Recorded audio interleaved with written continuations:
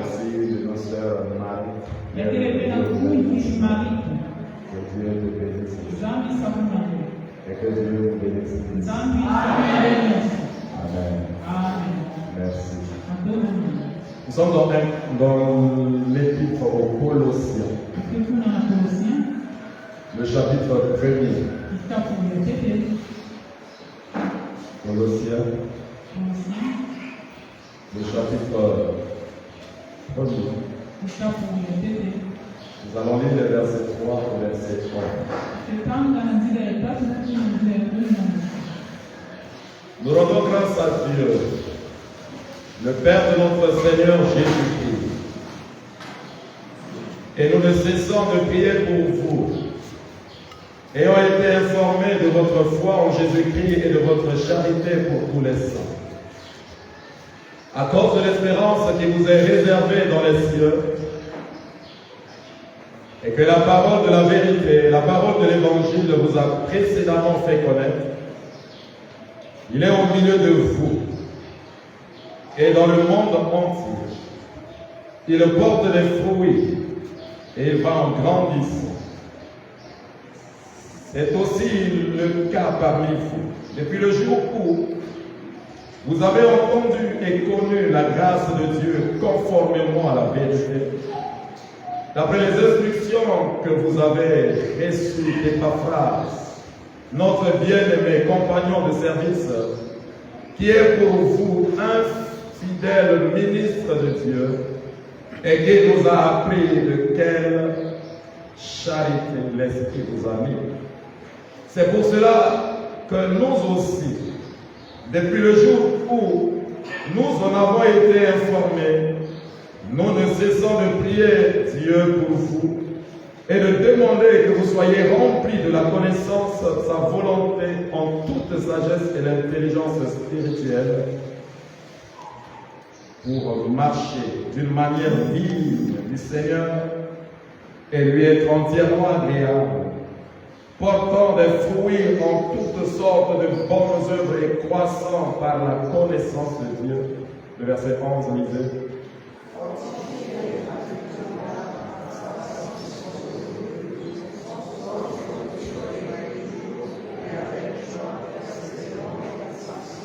Amen.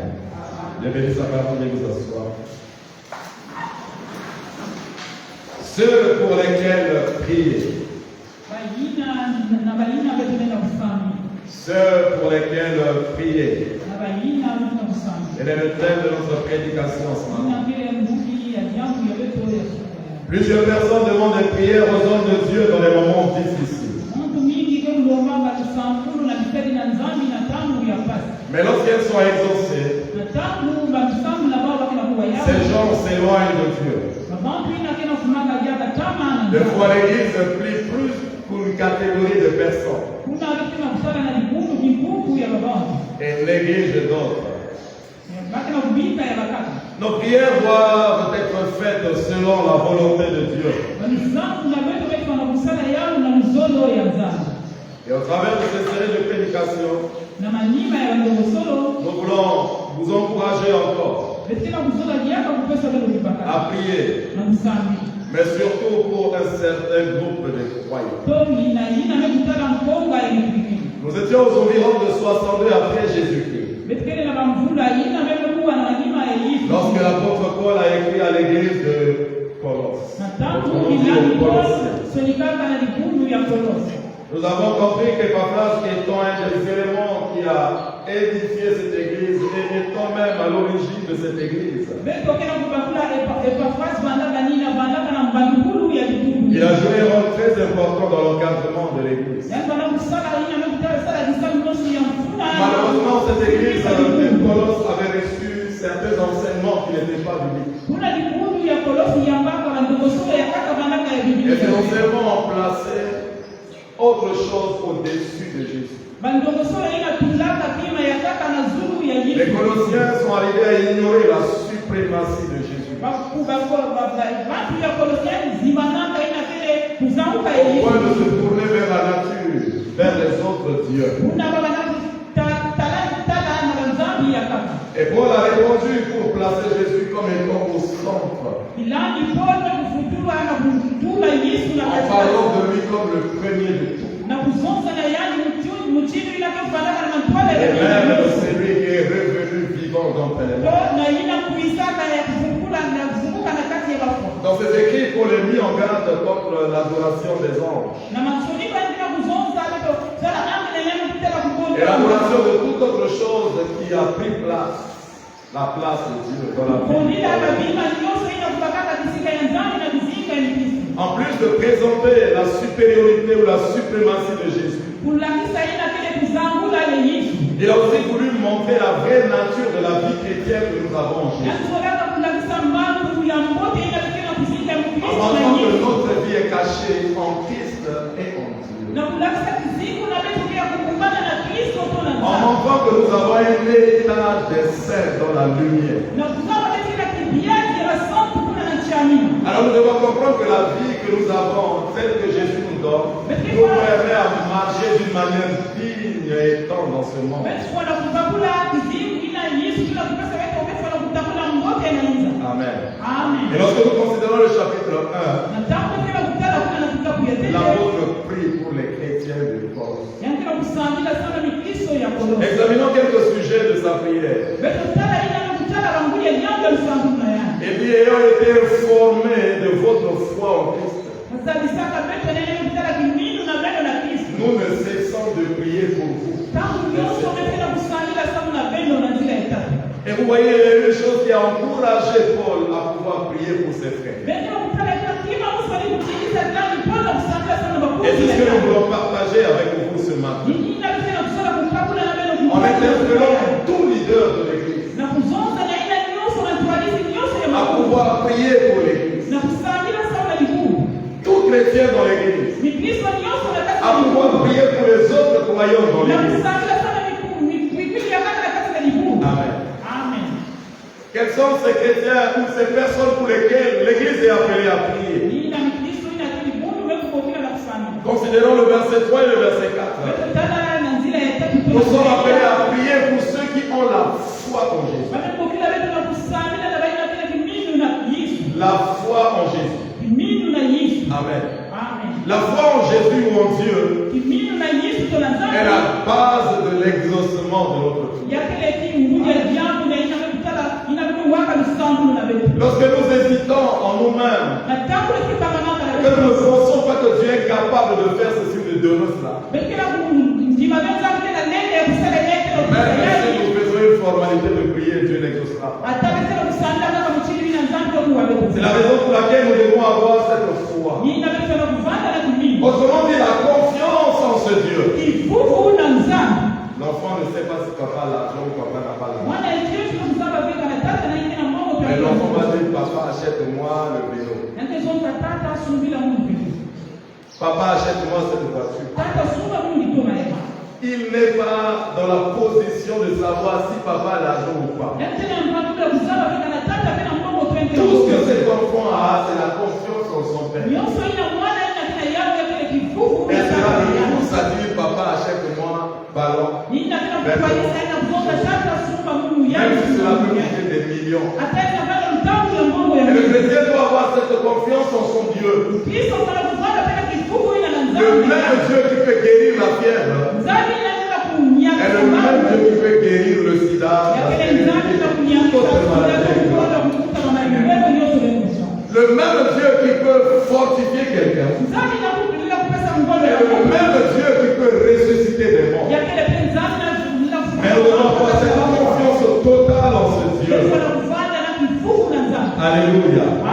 La foi est à la base de l'exercice de la puissance ou capacité illimitée de notre Dieu dans toutes les situations. Je ne le limite pas. Mais je suis convaincu qu'il est capable d'agir quelle que soit quoi la situation. L'Église doit avoir la foi en Dieu. Mais non seulement le discernement. Et prier surtout pour ceux qui ont la foi en Dieu. J'aime poser cette question aux frères dans la foi. Aux sœurs dans la foi. Ma sœur, ça va? ça va un peu. Ça va comment? Un peu. Et j'aime le dire. Mais un peu, la pièce ne va pas. Et la personne commence à me détailler les situations. Excusez-moi de le dire. Je continue dans ce cadre. Il tombe dans notre soir. Nos yeux sont sur les peu que nous avons. J'ai dit, je peux manger aujourd'hui. Mais j'ai mal à la tête. Et du coup, je dis, ça va un peu. Un peu parce que je suis malade. Un peu qui ne va pas parce que je suis malade. Mais un peu qui va bien parce que j'ai l'argent pour répondre à tes questions.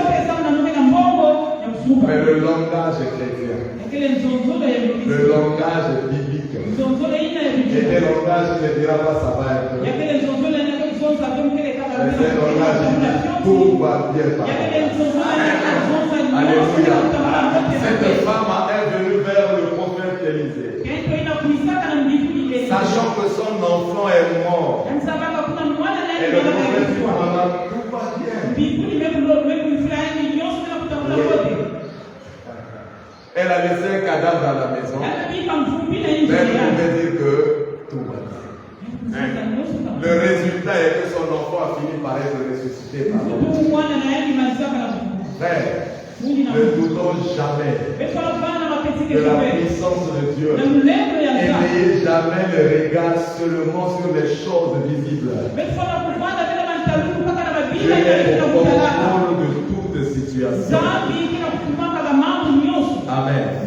Cette femme syrophénicienne a rencontré Jésus. Elle dit, Seigneur, ma fille est tourmentée par les démons.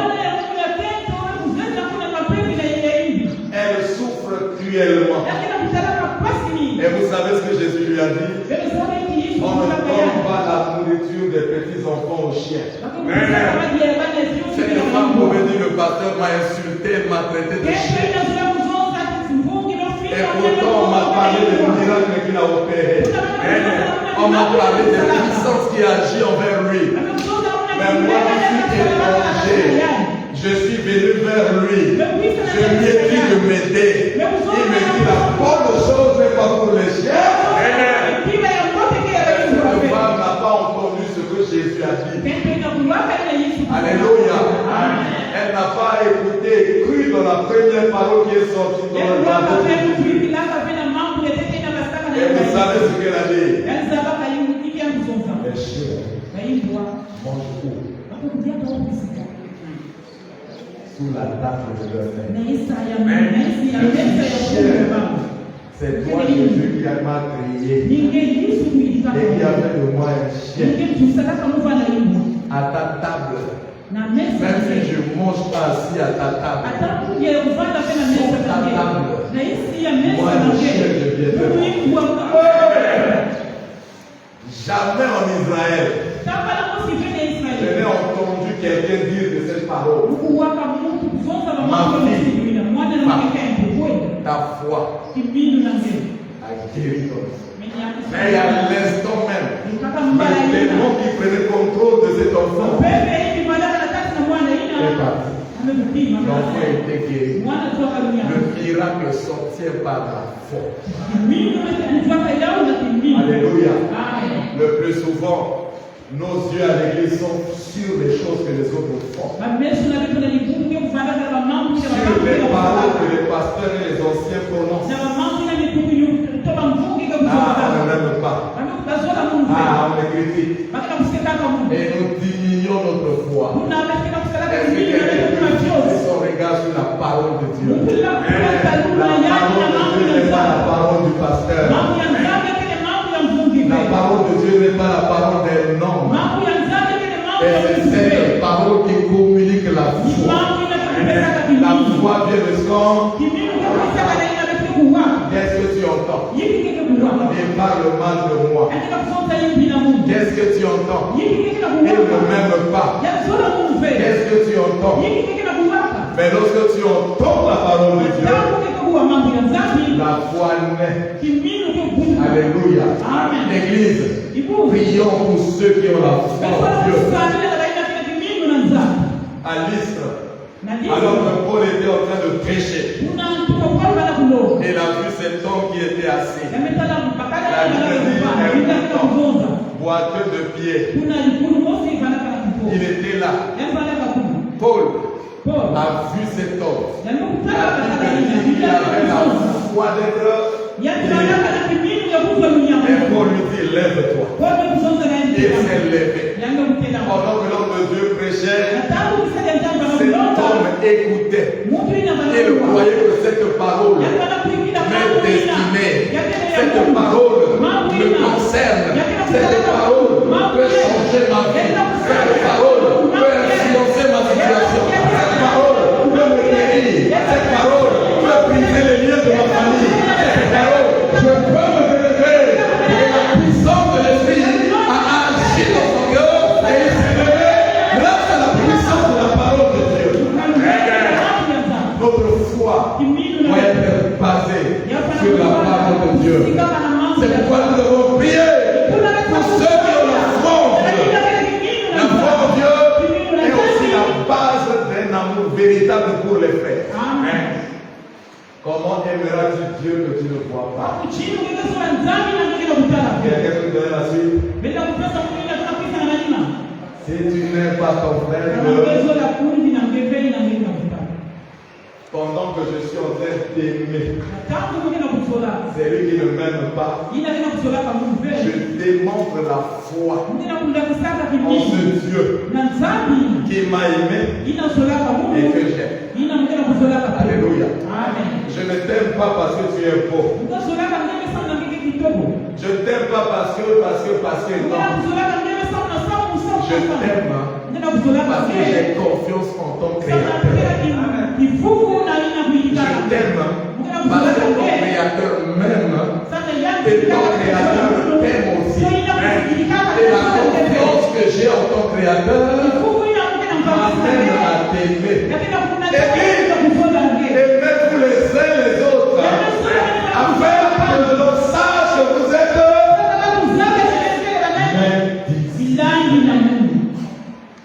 Amen. Prions pour ceux qui ont la foi et manifestant de l'amour vis-à-vis d'eux. Amen. Le 5e verset nous présente ceux pour lesquels nous devons prier. Ce sont ceux qui ont l'espérance chrétienne. Ceux qui ont l'espérance chrétienne. À cause de l'espérance qui vous est réservée dans les cieux. Et que la parole de la vérité, la parole de l'évangile, vous a fait connaître précédemment. Nous prions pour ceux qui ont l'espérance chrétienne. L'espérance est une action d'espérer. C'est le fait d'attendre quelqu'un. Est-ce qu'il y a quelqu'un qui attend la femme de sa vie ici? Est-ce qu'il y a quelqu'un qui attend l'homme de sa vie ici? Continue à espérer. Est-ce qu'il y a quelqu'un qui attend un travail ici? Pour le voir la situation de son emploi s'améliorer. Continue à espérer. Est-ce qu'il y a quelqu'un qui attend le retour de Jésus? Notre espérance est Christ. Elle est basée sur Christ. Nous attendons quelque chose. Écoutez ce que le prophète Michel dit. Michel chapitre 7, verset 7. Pour moi, mettons-nous à la place. Pour moi, je regarderai vers l'éternel. Je regarderai vers mon papa, mon mari, le pasteur. Je regarderai vers eux. Et la suite dit quoi? Je mettrai mon espérance dans le Dieu de. C'est lui qui t'a délivré du péché. C'est lui qui t'a délivré de la malédiction. C'est lui qui t'a sauvé. Mets en lui ton espérance. J'aime la suite. Et qu'est-ce qu'il fera?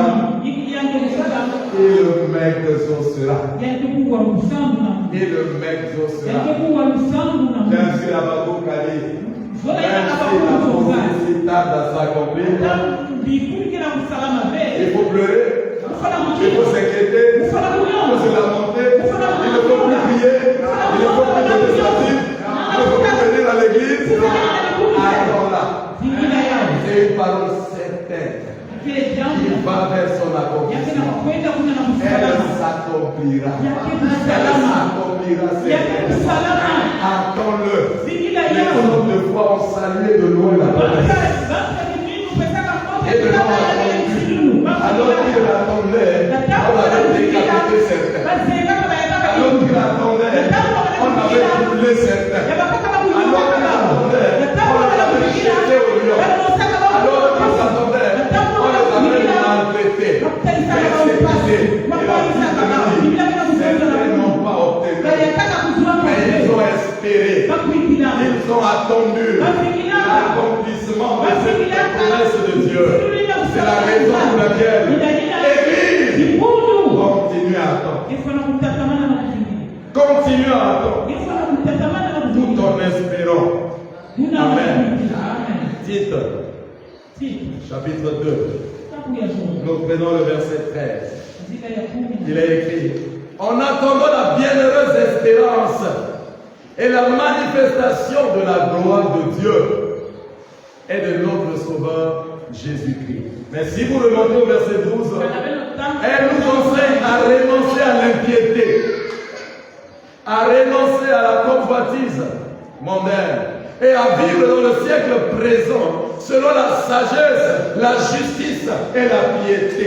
Quelles sont les démarches à suivre pour attendre l'espérance?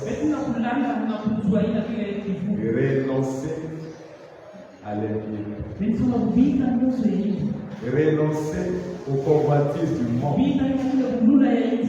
Renoncer à toutes ces choses dans le siècle présent et marcher dans la piété et dans la justice. Pendant que tu attends la flamme de ta vie, ne te livre pas à l'impudicité. Ne te donne pas un homme pour le mariage, afin qu'il viendra te marier.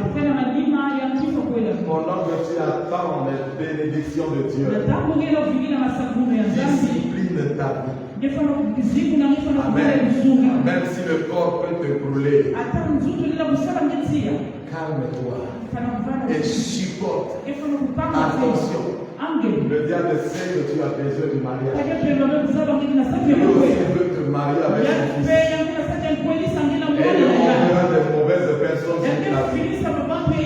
Tu souffriras toute ta vie. Parce que tu n'as pas trouvé un bel homme. Une bonne femme qui craint Dieu. Mais attends. Amen. Quand Jésus était tenté dans le désert par le diable, après avoir résisté à la tentation, vous savez ce qui est passé à la fin? Ce sont les anges qui sont venus le servir, le nourrir. Laisse les démons venir les passer. Les anges viendront, les bonnes personnes viendront. Mais attends, on renonce. Amen. Quand on vient à l'église, on vient tel que nous sommes. Mais ce qui est vrai, Dieu ne veut pas que nous restions à l'église tel que nous sommes. Dieu veut que nous changions. Et par sa parole, par l'esprit, par la prière, il fait tout pour nous changer. Mais manifeste une bonne volonté pour que le Seigneur intervienne et te change. Renoncer à une mauvaise vie et te consacrer à quelque chose pour Dieu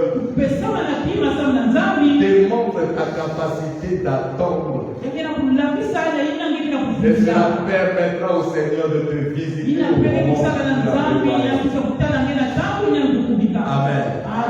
La foi en Dieu nous amène aussi à espérer en ce Dieu à chaque moment de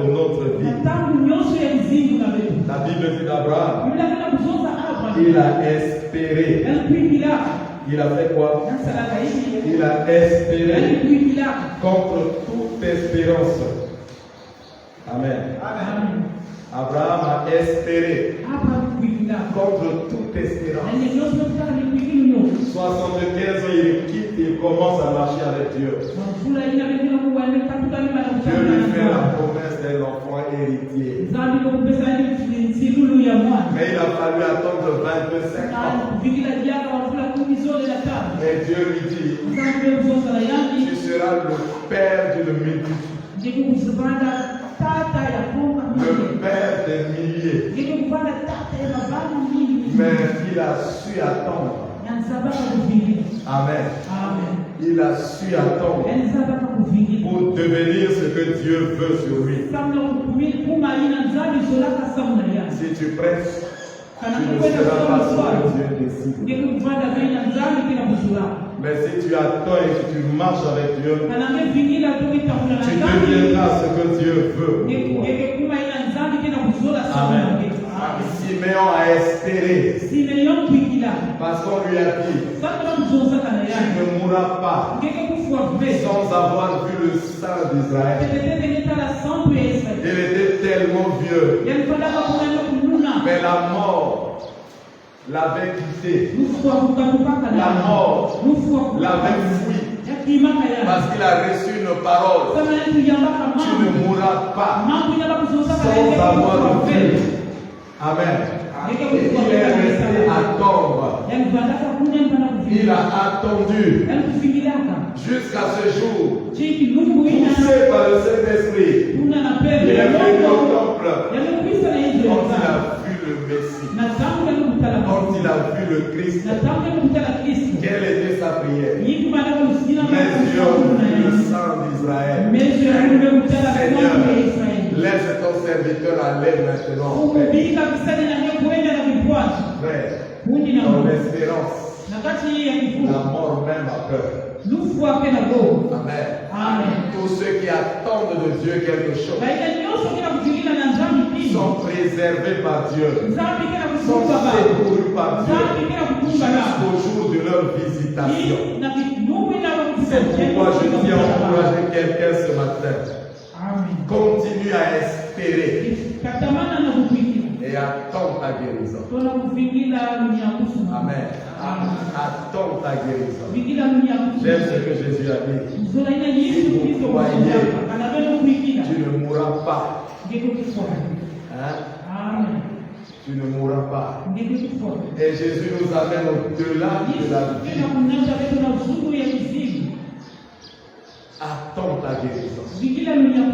Mais ne va pas passer par là. Ne fais pas ce que la Bible n'encourage pas. Reste attaché à Dieu. La guérison viendra. Et tu béniras le Seigneur. Attends ton mariage. Amen. Il est fidèle. Il te donnera l'homme de ta vie. La femme de ta vie. Tu seras honoré. Attends-le. Attends ton travail. Attends-le. Si tu es capable de le faire, rien ne l'empêchera. Ni le temps, ni les circonstances n'empêcheraient Dieu à agir en ta faveur. Amen. Continue à espérer. Je me souviens de ce temps-là, nous étions en 2009. J'ai été appelé au ministère de SEC. J'ai suivi la formation pastorale de SEC. J'ai quitté mon petit boulot, je sais. Je suis arrivé à un coup. Mon économie était finie. Même pas 500. Je devais payer ma petite maison. Les calculs m'amènent au mur. Je ne peux pas payer. Mais encore une chose, avoir à manger c'est difficile. Il y a des moments où je me levais du lit. Je voyais la terre tourner autour du soleil. C'est-à-dire tu poses les pieds, tu sors des vertiges. Il y a des multiples étoiles. Il y a seulement les gens qui ont tellement faim qui voient ces étoiles. Ils sont multiples. Si vous avez déjà vu les libellules, non, les lucioles, voilà. Dans le noir, les petites lumières qui brillent. Ah, vous n'avez jamais expérimenté ça. Moi, je l'ai expérimenté. Tu te lèves le ventre, comme on dit au talon, tu as faim. Tu ne sais même pas que tu as un corps. Tu te lèves, tu veux marcher, tu n'arrives pas. Et tu restes comme ça. Tu veux faire quelque chose, tu vois les petites étoiles. Mais une des expériences bizarres, tu vomis jaune. Tu es en train de vomir, il n'y a même pas un brin de paix dans les vomis. Jaune. Tu te dis c'est quelle maladie? C'est la maladie de la faim. Et tout ce que Dieu te dit, tu mets ça de côté. Tu te dis comment je vais sortir. Et c'est à ce moment que je dis non, ministère, attends-moi. Même à 40 ans, je reviendrai servir ce Dieu. Et j'étais en train de lutter. Mais une seule voix. Ne lâche pas. Et je dis à quelqu'un ce matin, ne lâchez pas. Quelle que soit la souffrance, ne lâchez pas. Je crois que je n'ai plus même la force de prier. Et je suis venu pour aller vers le pasteur. Et je suis venu, j'ai dit, papa, actuellement la vie c'est fini. La dîme même, je n'arrive pas à payer. Supprimez mon numéro de dîme. Je vais retourner travailler. Et le pasteur m'a dit, tu fais quoi? Et j'ai appris l'hôtellerie. Je suis cuisinier. Je dis, ah, tu as bien réfléchi. Mais ne retourne pas là. Moi, je vais te donner un travail. Je vais te donner un salaire. Et tu continues à servir. Et ce pasteur m'a donné un travail. Il m'a donné un bon salaire. Et ça m'a encouragé de continuer à servir. Mais si cette espérance était perdue, je crois que je ne pouvais pas me tenir devant vous. Et je t'ai encouragé, quelle que soit la famille dans laquelle tu es sorti, Dieu a mis en toi quelque chose. Dieu a dit à toi ce que tu seras, ce que tes enfants seront. Mais pour arriver à cet endroit, ça ne sera pas facile. C'est pourquoi garde ce que tu as dit. Continue à espérer. Et continue à avancer avec toi. Soutenons l'espérance chrétienne par notre prière. Et prions continuellement. Amen. Troisièmement, prions pour ceux qui sont instruits par la parole de Dieu. Amen. Ceux qui ont reçu les paroles de Dieu. Ceux qui ont été enseignés par la parole de Dieu. Et nous voyons cette église a été enseignée par des papas. Le verset 7. D'après les instructions que vous avez reçues des papas, notre bien-aimé, compagnon de service, qui est pour vous un fidèle ministre de Dieu. Le verset suivant, 9, c'est pour cela que nous aussi, depuis le jour où nous en avons été informés, nous ne cessons de prier Dieu pour eux. Amen.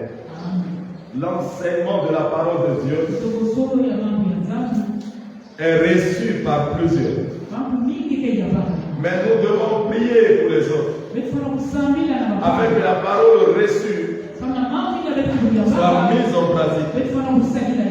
L'Église doit prier pour tous ceux qui ont reçu la parole. Et comme Paul disait à Timothée, toi, demeure dans les choses que tu as apprises. Mais sachez de qui tu les as apprises. Amen. Sachez de qui tu les as apprises. Vous avez reçu des enseignements. Vous avez écouté des prédications. Mais la différence se trouve parmi ceux qui vous enseignent. Et si vous avez reçu un bon enseignement, gardez cela. La parole de Dieu doit croître. Amen. Mais la parole de Dieu doit aussi porter de fruits au milieu de nous. Amen.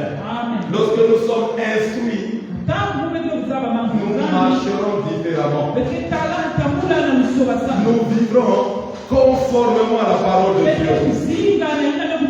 C'est la raison pour laquelle gardez les enseignements que vous avez reçus et priez pour que la parole de Dieu touche les cœurs. Pour que la parole de Dieu aille au-delà de la frontière de ce pays.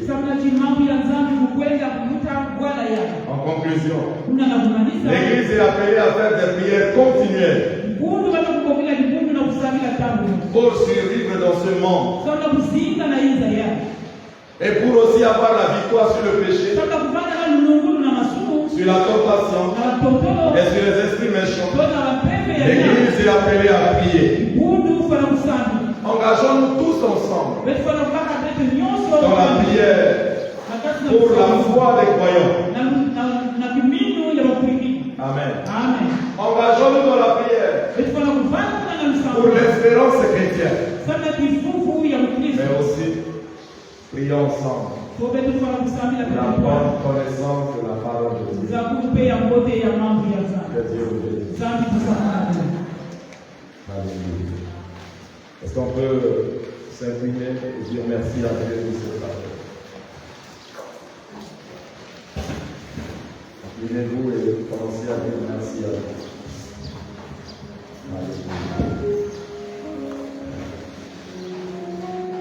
Alléluia. Alors grâce à Dieu pour cette parole que tu as écouté aussi. Et merci à Dieu qui t'a parlé sur.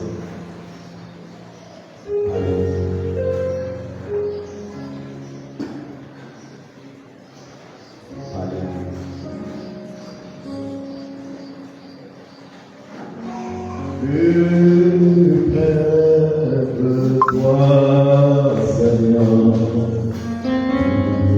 plus près de toi, plus près de toi, Seigneur, plus près de toi.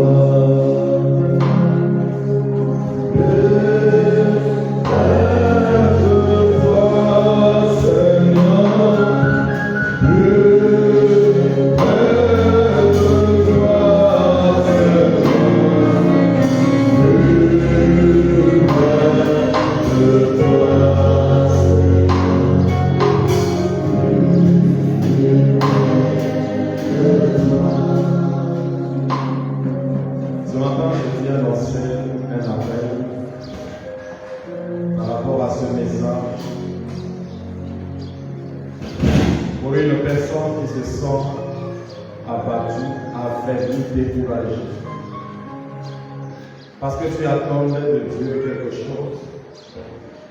Depuis très longtemps, tu as vu les années passer et la situation ne change pas. Les choses aussi ne viennent pas. Tu as cœur de prier avec toi si tu es là, tu devrais dire. Et aussi quelqu'un dont la foi n'est plus ferme. Au vu et au su de tous les problèmes et de toutes les situations, ta foi en Dieu, ta confiance en Dieu est en train de diminuer au point où tu ne pries plus,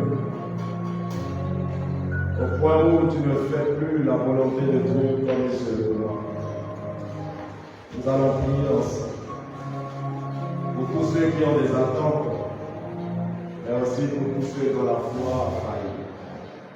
A-t-il quelqu'un ce matin en Seigneur? On a dit ceux pour lesquels l'Église doit prier. Vous allez vous mettre debout. Et nous allons prier aussi. Merci. Merci. Église, ce matin, nous allons prier pour ces frères, pour ces sœurs.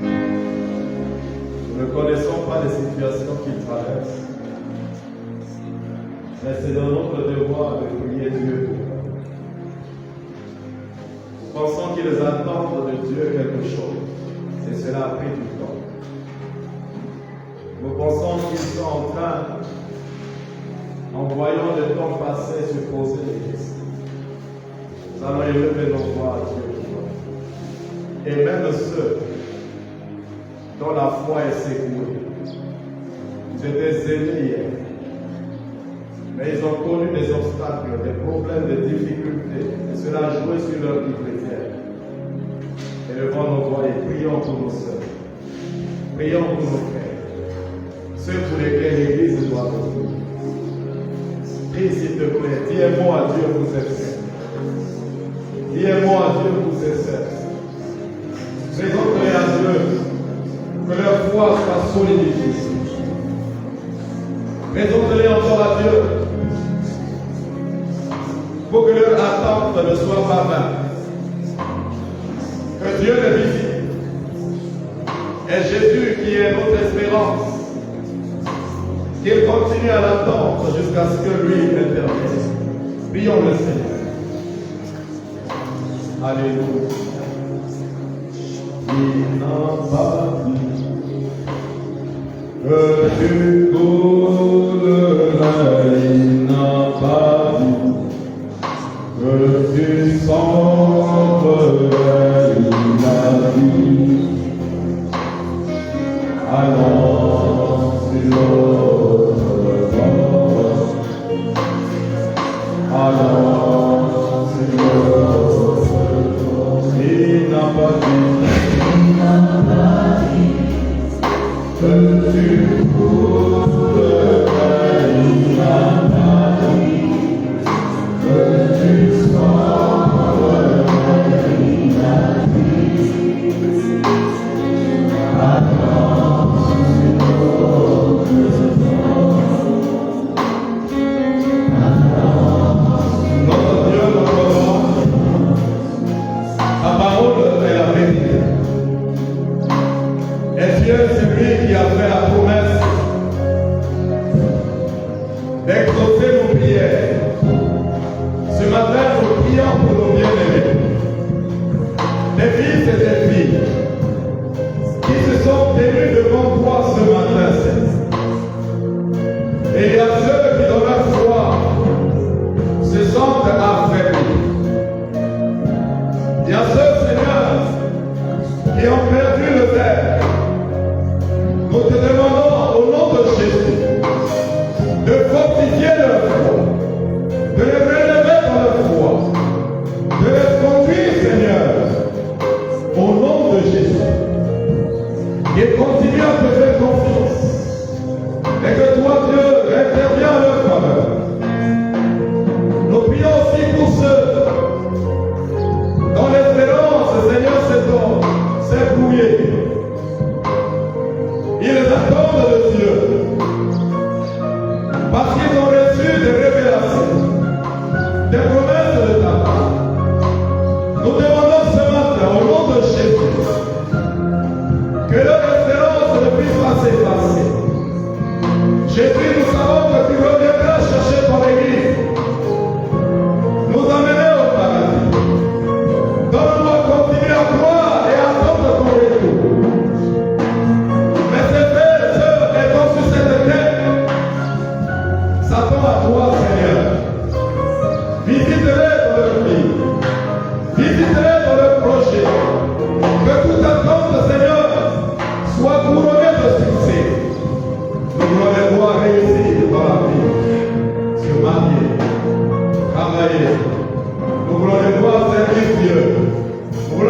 s'épanouir et juste une bonne santé, Seigneur. Que ta grâce les couvre, que ta main les relève et que ta bénédiction les couvre. Merci. Nous te les confions. Que ce jour soit un jour nouveau pour eux, dans la marche de la foi et dans l'espérance en Christ. Que ce jour soit un jour, Seigneur, où ils vont recevoir encore une nouvelle parole, une nouvelle révélation, une nouvelle foi pour continuer à marcher courageusement, Seigneur, en t'attendant à intervenir dans leur vie. Bénis-les, bénis leur maison, bénis leur famille, et continue à les guider par la puissance de ta parole et par la puissance de ton esprit. Au nom de Jésus. Au nom de Jésus. Pour finir, malgré t'avoir prié pour toi-même, étant dans cette maison de Dieu, dans cette église, tu peux demander à Dieu ce que tu veux et croire. Le Seigneur va te répondre. Il est travaillé. Il est travaillé.